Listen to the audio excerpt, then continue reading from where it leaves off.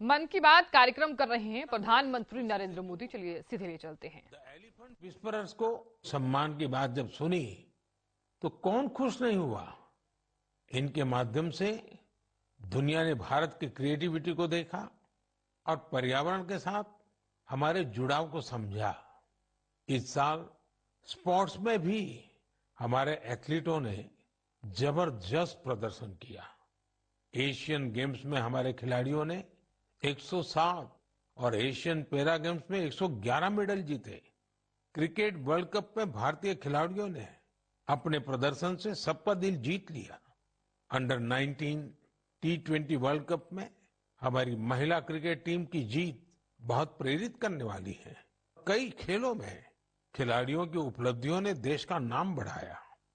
अब 2024 में Paris Olympic का आयोजन होगा, जिसके लिए पूरा देश अपने खिलाड़ियों का हौसला बढ़ा रहा है। साथियों, जब भी हमने मिलकर प्रयास किया, हमारे देश की विकास यात्रा पर बहुत सकारात्मक प्रभाव हुआ। हमने आजादी का अमृत महोत्सव और मेरी माटी मेरा देश ऐसे सफल अभियान का अनुभव किया। इसमें करोड़ों लोगों की भागीदारी के हम सब साक्षी हैं।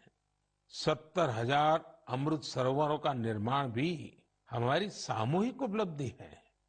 साथियों, मेरा ये विश्वास रहा है कि जो देश इनोवेशन को महत्व नहीं देता, उसका विकास रुक जाता है।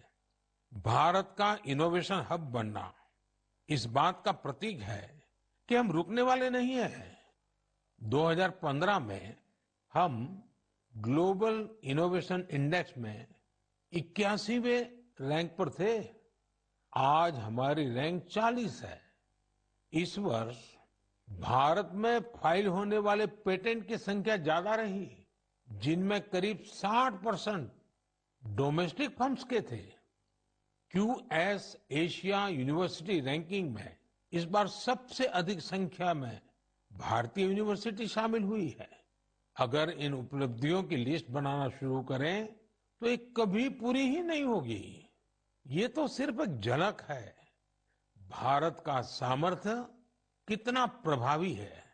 हमें देश की इन सफलताओं से, देश के लोगों की इन उपलब्धियों से प्रेरणा लेनी है, गर्व करना है, नए संकल्प लेने हैं।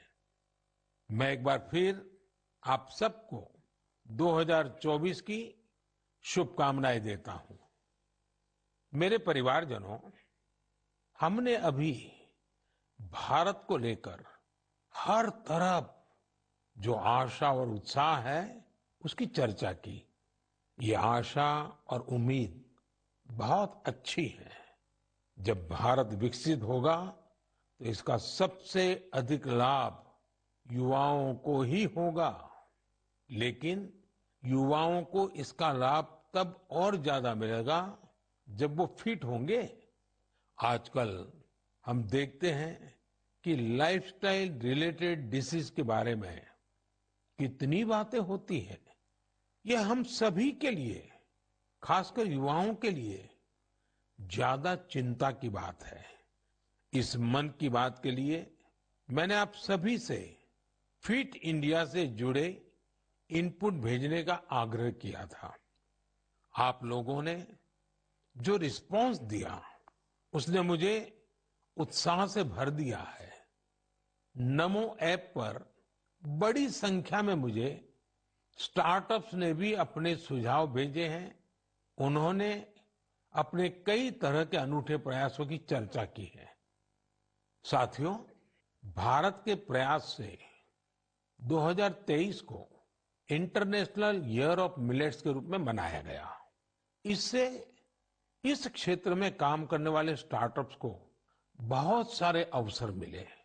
इनमें लखनऊ से शुरू हुए किरोज फूड्स, प्रयागराज के ग्रैंडमा मिलेट्स और न्यूट्रास्यूटिकल रिच ऑर्गेनिक इंडिया जैसे कई स्टार्टअप शामिल है।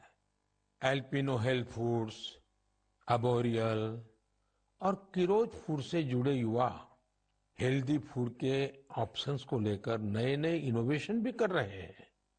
बेंगलुरु के अनबॉक्स हेल्थ से जुड़े युवाओं ने ये भी बताया है कि कैसे वे लोगों को उनकी पसंदीदा डाइट चुनने में मदद कर रहे हैं। फिजिकल हेल्थ को लेकर दिलचस्पी जिस तरह से बढ़ रही है, उससे इस क्षेत्र से जुड़े कोचिज और ट्रेनर्स की डिमांड भी बढ़ रही है। जोगो टेक्नोलॉजी जैसे स्टार्टअप्स इस मांग को पूरा करने में मदद कर रहे हैं। साथियों, आज फिजिकल हेल्थ और वेलबींग की चर्चा तो खूब होती है, लेकिन इससे जुड़ा एक और बड़ा पहलू है मेंटल हेल्थ का।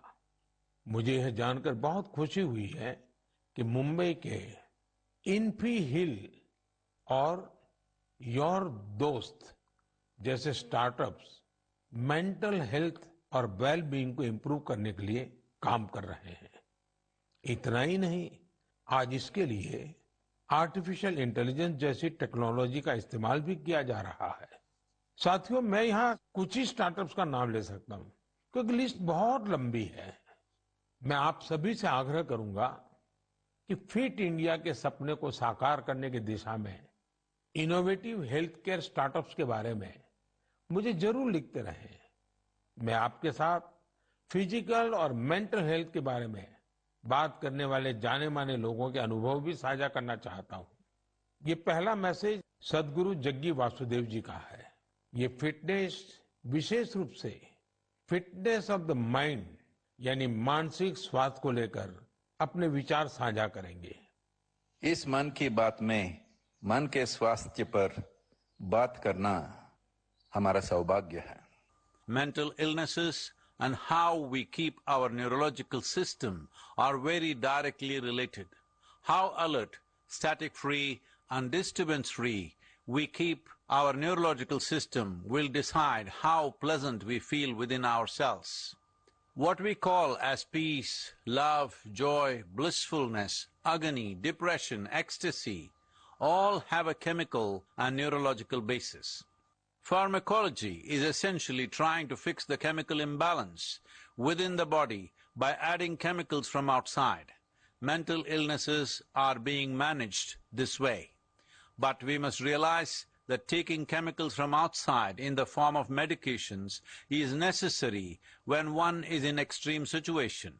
Working for an internal mental health situation or working for an equanimous chemistry within ourselves, a chemistry of peacefulness, joyfulness, blissfulness, is something that has to be brought into every individual's life, into the cultural life of a society and the nations around the world and the entire humanity. It's very important we understand our mental health, our sanity is a fragile privilege. We must protect it, we must nurture it. For this, there are many levels of practices in the yogic system. Completely internalized processes that people can do as simple practices with which they can bring certain equanimity to their chemistry and certain calmness to their neurological system. The technologies of inner well-being is what we call as the yogic sciences. Let's make it happen. सामान्य तौर पर सदगुरु जी ऐसे ही बेहतरीन तरीके से अपनी बातों को सामने रखने के लिए जाने जाते हैं। आइए अब हम जानी मानी क्रिकेट खिलाड़ी हरमनप्रीत कौर जी को सुनते हैं। नमस्कार, मैं अपने देशवासियों को मन की बात के माध्यम से कुछ कहना चाहती हूँ। माननीय प्रधानमंत्री श्री नरेंद्र मोदी जी के फिट इंडिया की पहल मुझे अपने फिटनेस मंत्र आप सभी के साथ शेयर करने के लिए प्रोत्साहित किया है। आप सभी को मेरा पहला सजेशन यही है, one can not out train a bad diet. इसका अर्थ ये है, आप कब खाते हो और क्या खाते हो, इसके बारे में आपको बहुत सावधान रहना होगा। हाल ही में माननीय प्रधानमंत्री मोदी जी ने सभी को बाजरा खाने के लिए इनकरेज किया है, जो कि इम्यूनिटी बढ़ाता है और टिकाऊ खेती करने में सहायता करता है और पचाने में भी आसान है। रेगुलर एक्सरसाइज और 7 घंटे की पूरी नींद बॉडी के लिए बहुत जरूरी है और फिट रहने के लिए मदद करती है। इसके लिए बहुत डिसिप्लिन एंड कंसिस्टेंसी की जरूरत होगी। जब आपको इसका रिजल्ट मिलने लग जाएगा तो आप डेली खुद ही एक्सरसाइज करना स्टार्ट कर दोगे। मुझे आप सबसे बात करने और अपना फिटनेस मंत्र शेयर करने का अवसर देने के लिए माननीय प्रधानमंत्री जी का बहुत धन्यवाद। हरमनप्रीत जी जैसी प्रतिभाशाली खिलाड़ी की बातें निश्चित रूप से आप सभी को प्रेरित करेगी। आइए ग्रैंड मास्टर विश्वनाथन आनंद जी को सुने। हम सभी जानते हैं कि उनके खेल शतरंज के लिए मेंटल फिटनेस का कितना महत्व है। Namaste. I'm Vishwanathan Anand. You have seen me play chess, and very often I'm asked, what is your fitness routine? Now, chess requires a lot of focus and patience. So I do the following, which keeps me fit and agile. I do yoga 2 times a week. I do cardio 2 times a week. And 2 times a week, I focus on flexibility, stretching, weight training, and I tend to take 1 day off per week. All of these are very important for chess. You need to have the stamina to last 6 or 7 hours of intense mental effort, but you also need to be flexible to be able to sit comfortably, and the ability to regulate your breath to calm down is helpful when you want to focus on some problem, which is usually a chess game. My fitness tip to all Man Ki Baat listeners would be to keep calm and focus on the task at hand. The best fitness tip, for me, absolutely the most important fitness tip, is to get a good night's sleep. Do not start sleeping for 4 and 5 hours a night. I think 7 or 8 is an absolute minimum. So we should try as hard as possible to get a good night's sleep, because that is when the next day you're able to get through the day in calm fashion. You don't make impulsive decisions. You're in control of your emotions. For me, sleep is the most important fitness tip. आइए अब अक्षय कुमार जी को सुनते हैं। नमस्कार, मैं हूं अक्षय कुमार। सबसे पहले तो मैं हमारे आदरणीय प्रधानमंत्री जी का बहुत शुक्रिया करता हूं कि उनके मन की बात में मुझे भी अपने मन की बात आपको कह पाने का एक छोटा सा मौका मिला। आप लोग जानते हैं कि मैं फिटनेस के लिए जितना पैशनेट हूं, उससे भी कई ज्यादा पैशनेट हूं नेचुरल तरीके से फिट रहने के लिए। मुझे ना ये फैंसी जिम से ज्यादा पसंद है बाहर स्विमिंग करना, बैडमिंटन खेलना, सीढ़ियां चढ़ना, मुद्गर से कसरत करना, अच्छा हेल्दी खाना खाना। जैसे मेरा ये मानना है कि शुद्ध घी अगर सही मात्रा में खाया जाए तो हमें फायदा करता है, लेकिन मैं देखता हूं कि बहुत से यंग लड़के लड़कियां इस वजह से घी नहीं खाते कि कहीं वो मोटे ना हो जाए। बहुत जरूरी है कि हम ये समझे कि क्या हमारी फिटनेस के लिए अच्छा है और क्या बुरा है। डॉक्टर्स की सलाह से आप अपना लाइफस्टाइल बदलो, ना कि किसी फिल्म स्टार की बॉडी देखकर। एक्टर स्क्रीन पे जैसे दिखते हैं वैसे तो कई बार होते भी नहीं है। कई तरह के फिल्टर और स्पेशल इफेक्ट्स यूज होते हैं और हम उसे देखकर अपने शरीर को बदलने के लिए गलत तरीके शॉर्टकट का इस्तेमाल करना शुरू कर देते हैं। आजकल इतने सारे लोग स्टेरॉइड लेकर ये 6 पैक 8 पैक इसके लिए चल पड़ते हैं। यार, ऐसे शॉर्टकट से बॉडी ऊपर से फूल जाती है लेकिन अंदर से खोखली रह जाती है। आप लोग याद रखिएगा कि shortcut can cut your life short. आपको शॉर्टकट नहीं, लॉन्ग लास्टिंग फिटनेस चाहिए। दोस्तों, फिटनेस एक तरह की तपस्या है, इंस्टेंट कॉफी या 2 मिनट का नूडल नहीं है। इस नए साल में अपने आप से वादा करो, नो केमिकल्स, नो शॉर्टकट, कसरत, योग, अच्छा खाना, वक्त पे सोना, थोड़ा मेडिटेशन और सबसे जरूरी, जैसे आप दिखते हो ना, उसे खुशी से एक्सेप्ट करो। आज के बाद फिल्टर वाली लाइफ नहीं, फिटर वाली लाइफ जियो। Take care. जय महाकाल। इस सेक्टर में कई और स्टार्टअप्स हैं, इसलिए मैंने सोचा कि एक युवा स्टार्टअप फाउंडर से भी चर्चा की जाए जो इस क्षेत्र में बेहतरीन काम कर रहे हैं। नमस्कार, मेरा नाम ऋषभ मल्होत्रा है और मैं बैंगलोर का रहने वाला हूं। मुझे ये जानकर बेहद खुशी हुई कि मन की बात में फिटनेस पर चर्चा हो रही है। मैं खुद फिटनेस की दुनिया से बिलोंग करता हूं और बैंगलोर में हमारा एक स्टार्टअप है जिसका नाम है तगड़ा रहो। हमारा स्टार्टअप भारत के पारंपरिक व्यायाम को आगे लाने के लिए बनाया गया है।